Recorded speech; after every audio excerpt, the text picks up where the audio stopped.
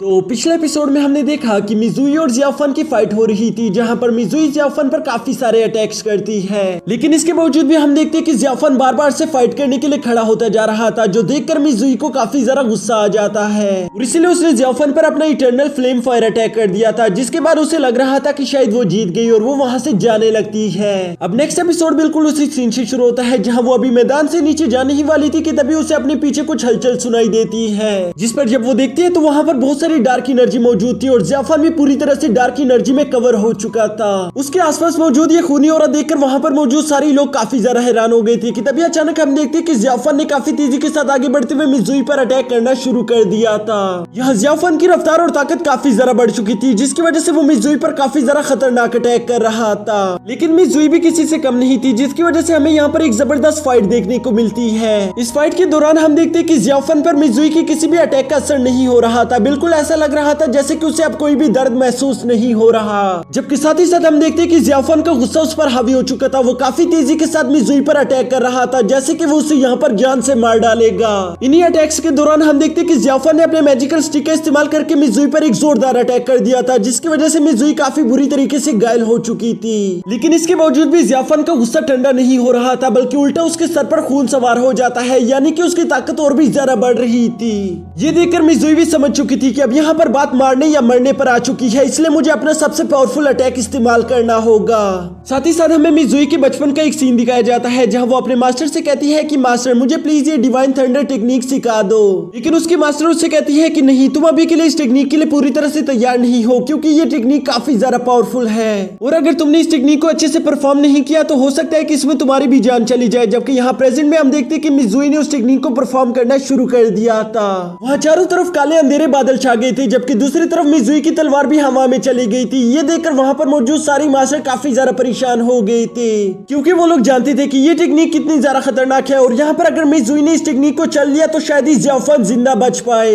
इसलिए यहाँ पर बेहतर यही होगा कि जियाफन वक्त रहते ही हार मान ले। जबकि दूसरी तरफ हम देखते हैं कि जियाफन अभी भी शांत नहीं हो रहा था। वो मिस जीनू की कही हुई बातों को याद कर रहा था कि मैंने काई से वादा किया है कि चाहे पूरी दुनिया ही हमारे खिलाफ क्यों ना हो जाए, मैं तुम्हारा साथ कभी नहीं छोड़ूंगी, मैं बस तुम्हारे साथ ही जीना मरना चाहती हूँ। ये सब सोचकर जियाफन को काफी ज्यादा गुस्सा आ रहा था, इसलिए वो बिना कुछ सोचे समझे सीधा मिजुई पर अटैक करने के लिए जंप कर देता है। जबकि दूसरी तरफ मिजुई जियाफन को अपनी तरफ आता हुआ देखकर अपने अटैक को एक्टिवेट कर लेती है। अब यहाँ पर वो जानती थी कि मेरे पास कोई भी रास्ता नहीं बचा, या तो मुझे जियाफन को मारना होगा या तो फिर मेरी ही जान चली जाएगी। जबकि दूसरी तरफ हम देखते हैं कि मास्टर टियन की वाइफ उनसे कहती है कि प्लीज कुछ करो, जियाफन को रोक दो इससे पहले कि उसकी जान चली जाए। जिस पर मास्टर टियन काफी ज्यादा निराश होते हुए कहते हैं कि अब हम लोग कुछ नहीं कर सकते, जो होना है वो होकर रहेगा। यहाँ जियाफन अटैक करने के लिए मिस जीनू के काफी ज्यादा करीब पहुंच चुका था। जबकि दूसरी तरफ हम देखते हैं कि मिस जीनू का अटैक अभी भी पूरी तरह से तैयार नहीं था, यानी कि अगर जियाफन यहाँ पर चाहे तो वो मिस जुई को जान से मार सकता है। लेकिन तभी अचानक उसको मिस जुई में मिस जीनू की झलक दिखाई देती है, जिसकी वजह से उसके आसपास का वक्त थम गया था। वो सोचता है कि इतने सालों बाद मिस जीनू मुझे पहली दफा खुश दिखाई दे रही थी, अगर उसे किसी और के साथ खुशी मिलती है तो यही उसके लिए बेहतर होगा। वैसे भी तो मैं सिर्फ उसे खुश ही देखना चाहता हूँ,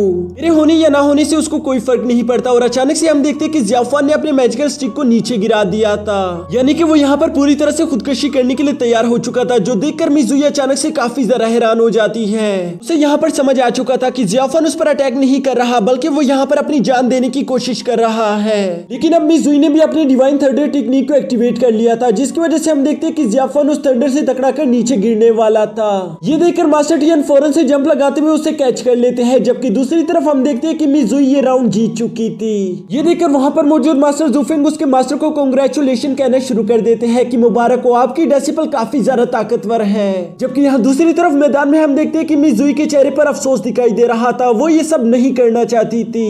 इसके बाद हम देखते हैं कि मास्टर ज़ुफिंग किंग यू सेट के एल्डर के पास भी चले गए थे और वो वहां जाकर उससे कहते हैं कि क्या आपने नोट किया, जियाफन के पास एक अजीब सा मैजिकल वेपन है, जिसकी वजह से उसकी ताकत कई गुना ज्यादा बढ़ जाती है। उसके अलावा आपने ये सब तो खुद अपनी आंखों से भी देख लिया होगा कि उसके आसपास कितना ज्यादा खूनी ऑरा मौजूद था, यानी कि वो बहुत ज्यादा खतरनाक है। इससे पहले कि वो हमारे किंग यू सेट के लिए कोई खतरा बन जाए, हमें जल्द से जल्द उसका कुछ न कुछ करना ही होगा। यहाँ ये सब कहकर मास्टर ज़ुफिंग किंग यू सेट के एल्डर को भड़का रही थी, जिस पर किंग यू सेट के एल्डर कहता है कि हाँ तुमने बिल्कुल ठीक कहा, लेकिन इस मसले को मैं खुद देख लूंगा, तुम यहाँ से जा सकते हो। जो सुनकर मास्टर ज़ुफिंग वहाँ से चले गए थे। इसके बाद सीन शिफ्ट होकर उसी दिन की शाम पर आ जाता है, जहाँ पर हम देखते हैं कि जियाफन काफी ज्यादा जख्मी हालत में अपने रूम में पड़ा हुआ था, जबकि उसके भाई उसे विंडो से देखते हुए आपस में बातें कर रही थी कि आज तो जियाफन काफी ज्यादा अजीब तरीके से बिहेव कर रहा था। उसकी ताकत काफी ज्यादा बढ़ चुकी थी, वो किसी डीमन की तरह दिखाई दे रहा था। और इसके अलावा खास बात तो ये है कि वो इतने पावरफुल अटैक को भी झेल गया।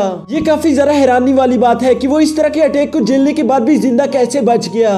जबकि यहाँ दूसरी तरफ कमरे में हम देखते हैं कि जियाफन भी अब होश में आ गया था और उसने अपने भाइयों की ये सारी बातें सुन ली थी, लेकिन वो इस पर कुछ खास रिएक्शन ना देते हुए वहां से चला जाता है। जबकि दूसरी तरफ हम देखते हैं कि मिस जुई भी काफी ज्यादा परेशान दिखाई दे रही थी। उसे ये सब करके बिल्कुल भी अच्छा नहीं लग रहा था। उसे ऐसा लग रहा था कि शायद उसने जियाफन के साथ कुछ गलत कर दिया।